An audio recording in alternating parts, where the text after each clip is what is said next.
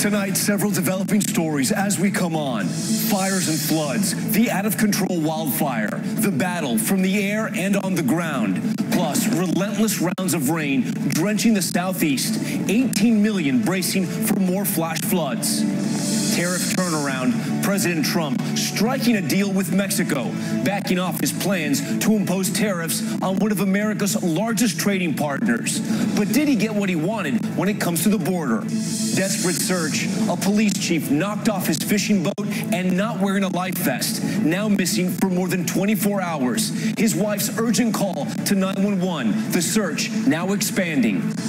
Deadly hate crimes, the major arrest in a gruesome series of murders. 3 people killed, 2 others shot. Prosecutors saying the victims were targeted because they were gay or transgender. Found alive, the missing hiker, lost for nearly a week. The last text he sent to his mother asking for help. Tonight, what searchers spotted from the sky that saved a life. And wild intruder. Police, let me see your hands. The suspect police never saw coming. Officers with their guns drawn, storming a home they thought was being robbed. You won't believe what they found. From ABC News, this is ABC World News Tonight. And good evening. Thanks for joining us on this Saturday. I'm Tom Yamas. And we're tracking the weather threat on several fronts tonight, from severe flash floods to scorching wildfires.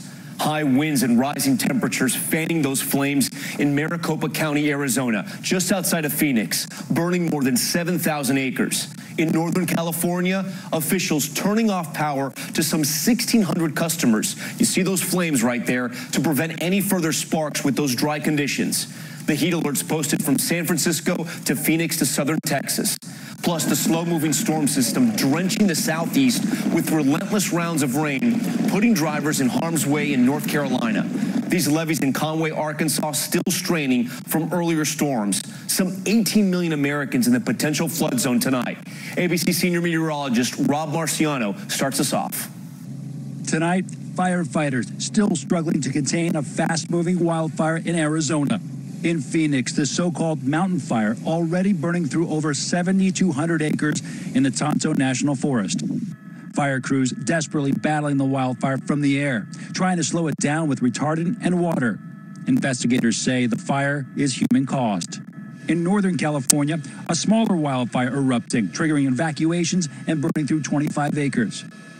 Pacific Gas and Electric shutting off power to about 1,600 customers to reduce the risk of sparking a fire. This as heavy rains continue to inundate parts of the South. All of a sudden, just torrential downpours, and by the time we made this turn, it was raining so hard, really couldn't see what was happening in front of us. In North Carolina, first responders pushing cars to safety after fast-rising waters stranded these vehicles. The torrential rains in Virginia flooding out roads, barricades put up to keep cars from danger. I don't want to be stuck and have my car just kind of floating off there. And in Tennessee, rescuers on boats pulling out at least 5 people from rising waters after flash flooding filled 2 churches with several feet of water. The president approving a major disaster declaration in Arkansas after earlier record-breaking rainfall triggered historic flooding in several rivers that could result in economic losses in the billions. And Rob Marciano joins us now live in studio with the forecast. And Rob, we saw it there. So many areas inundated with water and now more rain on the way. Well, the system's not moving, Tom, and it's a tropical system more or less. A lot of tropical moisture, so it's raining heavily in these spots. And look at Atlanta. I mean, they were in a drought now, flash flood warning out there. Places outside of Raleigh saw 7 inches of rainfall in just 4 hours. We've got the flood watches that are up through tomorrow. And watch that moisture. Through the day tomorrow, doesn't move a whole lot, maybe nudges a little bit east, but we'll see more storms fire up throughout the day, so more flood risk right through tomorrow night. Meanwhile, the West, hot and dry, temperatures up and over 100 degrees in those fire zones. Excessive heat watches in Arizona and in southern parts of Texas, 96 degrees in Sacramento, and it only gets hotter as we go towards the beginning of the week with more windy conditions. Fire risk going to be high, Tom. Tough conditions for those firefighters. All right, Rob, thanks so much. We turn now to that new deal with Mexico. The president backing off potentially crippling tariffs, tweeting the U.S. has reached a signed agreement with one of its biggest trading partners, including what he calls strong measures to reduce or eliminate illegal immigration at the country's southern border. Details on the deal from ABC White House correspondent Tara Palmieri.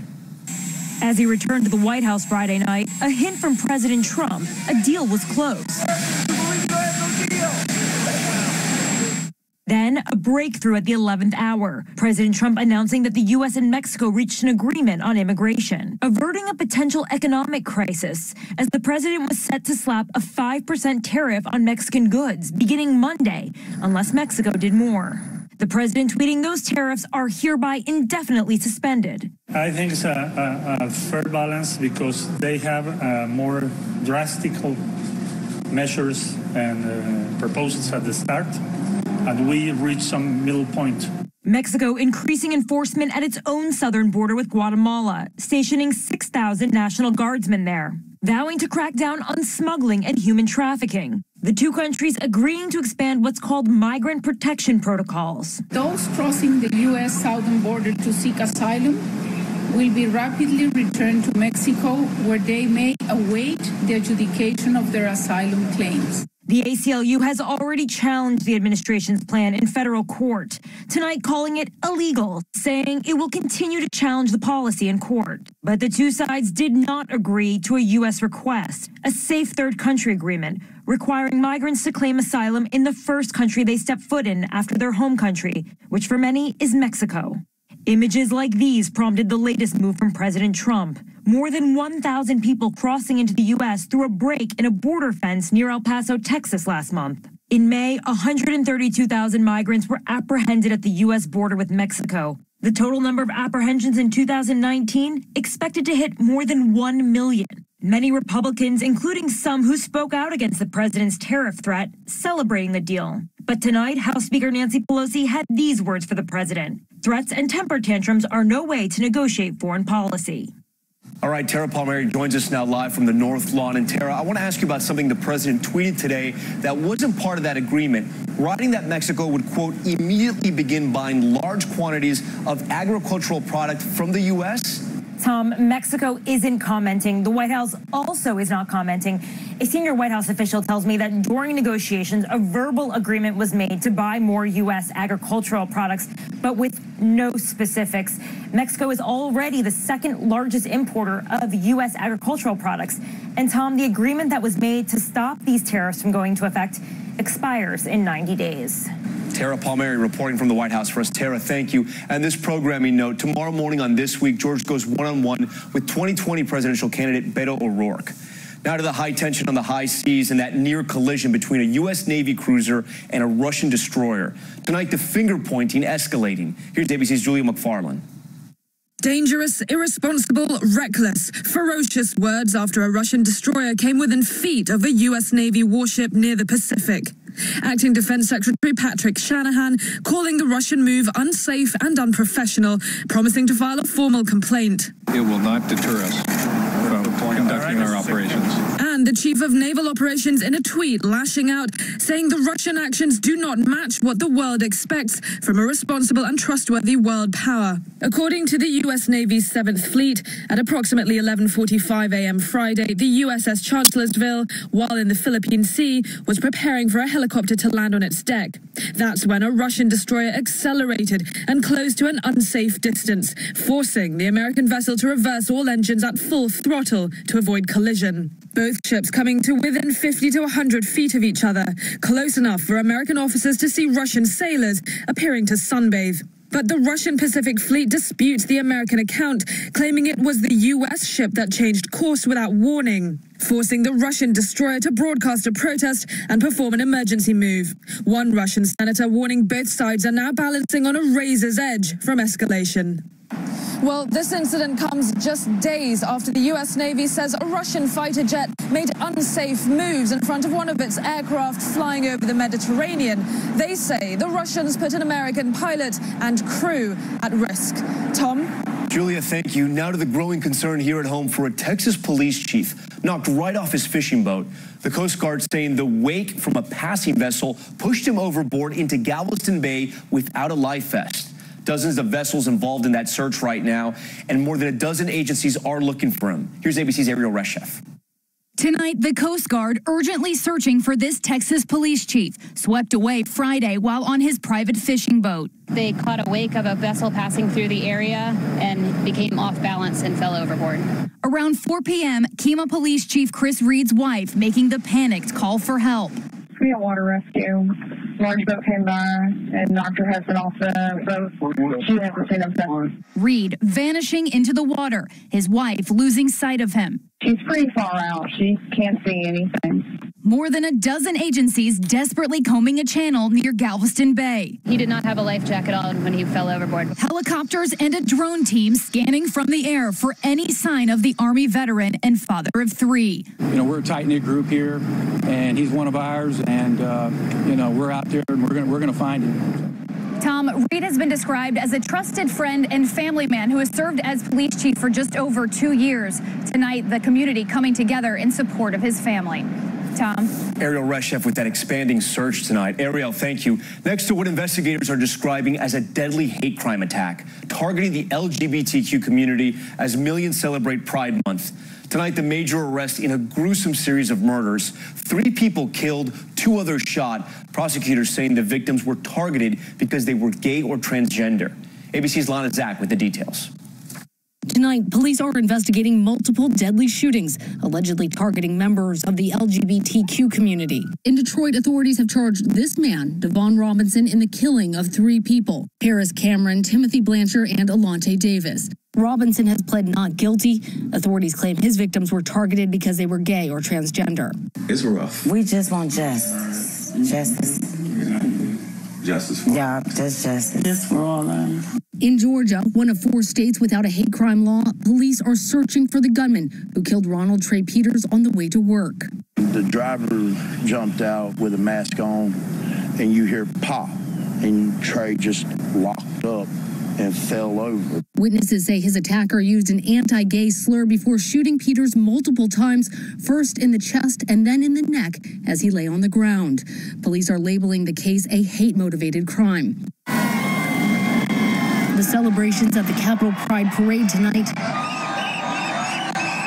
marred by the recent rash of hate crimes. Why should that, end your life just for being who you are? According to the FBI, reports of attacks against members of the LGBTQ community are up over previous years. I feel like lately we've been moving a little bit backwards, and I think it's important to stand up for what matters. And Tom, in the Detroit case, Robinson allegedly shot 2 others. He has been charged with murder in the first degree in 3 counts and 2 counts of assault with intent to kill. Tom. Lana, thank you. Next to the breakthrough in the search for a missing hiker, a man from Texas dangerously dehydrated, surviving a 6-day stretch in remote and rocky terrain in Arkansas. How they found him and how he survived. Family and friends refusing to give up hope. Here's ABC's Zachary Quiche. Tonight, the dramatic rescue. After going missing in the deep woods for nearly a week, Joshua McClatchy spotted by a National Guard helicopter. We got a flashlight up top. Hang on. And taken to safety. Oh, I never thought I'd see anybody again. McClatchy went on a solo hike in Arkansas's Buckeye Trail to celebrate his 38th birthday. He was initially sending his mother photo and text updates when she received this alarming message. I noticed that at 4:51, he had texted letting me know that he needed help. He also texted, "Hey mom, I need your help. I'm dehydrated and getting low on water. I have bad reception and can't make calls." The trail is known to be remote and rugged. Many areas aren't marked, and even experienced hikers use maps and compasses to navigate. It's treacherous terrain. It's an actual wilderness area. It's steep, it's rocky, there's lots of underbrush, we've got wildlife to contend with, snakes and bears and stuff like that. McClatchy was able to give his mother a rough idea of his location before the messages stopped, and authorities used his cell phone signal to help narrow the search. Tonight, he's recovering in the hospital after being found 3 miles off the trail. Search and rescue teams celebrating as he came out of the woods and into the arms of friends and family. Did you advise you have him?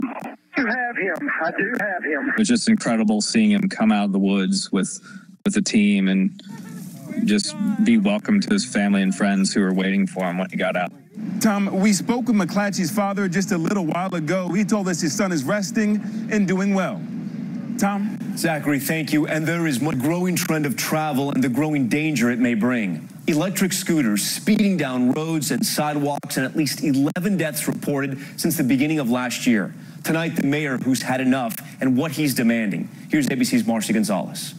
Tonight, leaders in yet another American city threatening to ban electric scooters, concerned about the danger to riders and pedestrians. They're everywhere. They block sidewalks. The mayor of Nashville says there are now 4,000 scooters in his city, saying he wants them off the streets if the 7 scooter companies operating there don't address safety concerns. I'd love to see them fit into Nashville, but the way it is operating in Nashville right now, we just have too much risk associated with it. This video showing the risks riders are taking. This man in Nashville on a scooter with a child on his back.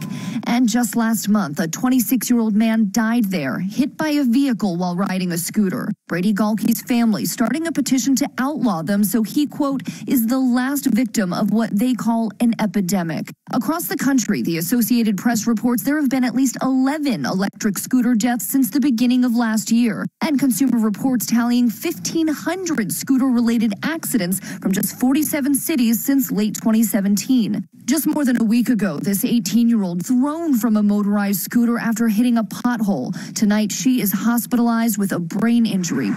And several scooter companies are now updating the designs to make them safer, and they continue encouraging riders to wear helmets, though the laws requiring them vary from city to city. Tom? So many now. Time now for our index and terrifying moments underground in Boston. 10 people hospitalized when an MBTA train careened off the rails in the middle of a tunnel. Passengers on board said everything went dark and they were thrown around. 150 people evacuated from that train, many carried out on stretchers. The cause of that crash is still under investigation. In North Oregon, a head-on collision caught on police dash cam. A patrol deputy cruising down the highway when, take a look, a motorcycle barreling down the road, losing control, swerving and skidding across lanes of traffic, slamming that deputy at full speed. The impact so strong, it sheared that bike into 2, debris littering the highway. Both drivers suffering minor injuries, though incredibly expected to be okay. An urgent consumer alert tonight. Fiat Chrysler recalling more than 340,000 Ram 1500 pickup trucks because of a software error that may stop the airbags from inflating in a crash. That recall covering 2019 and some 2020 models worldwide. And in East Texas, a wild intruder.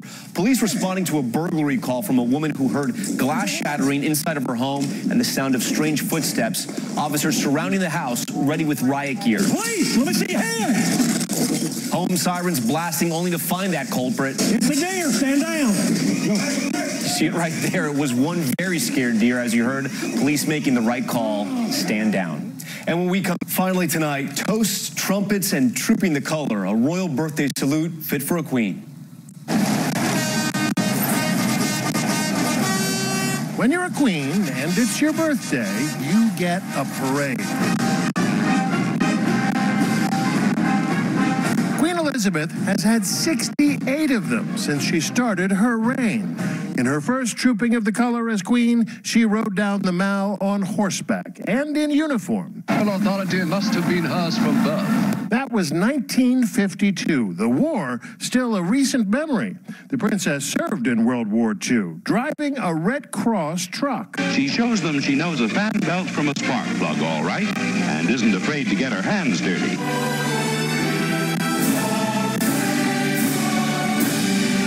That service set her apart from all the other world leaders gathered this week to remember D-Day. The wartime generation, my generation, is resilient. Today, the 93-year-old monarch rode in a carriage. Her uniform now familiar worldwide. The hat and the handbag ever present. But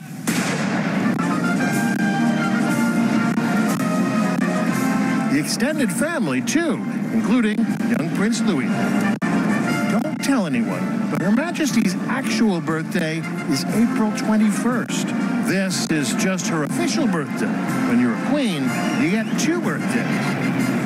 Who could begrudge her that? David Wright, ABC News, New York. Happy birthday to the Queen, and our thanks to David Wright for that report. We thank you for watching. I'm Tom Yamas in New York. GMA This Week in the Morning. I'll see you right back here tomorrow. Good night.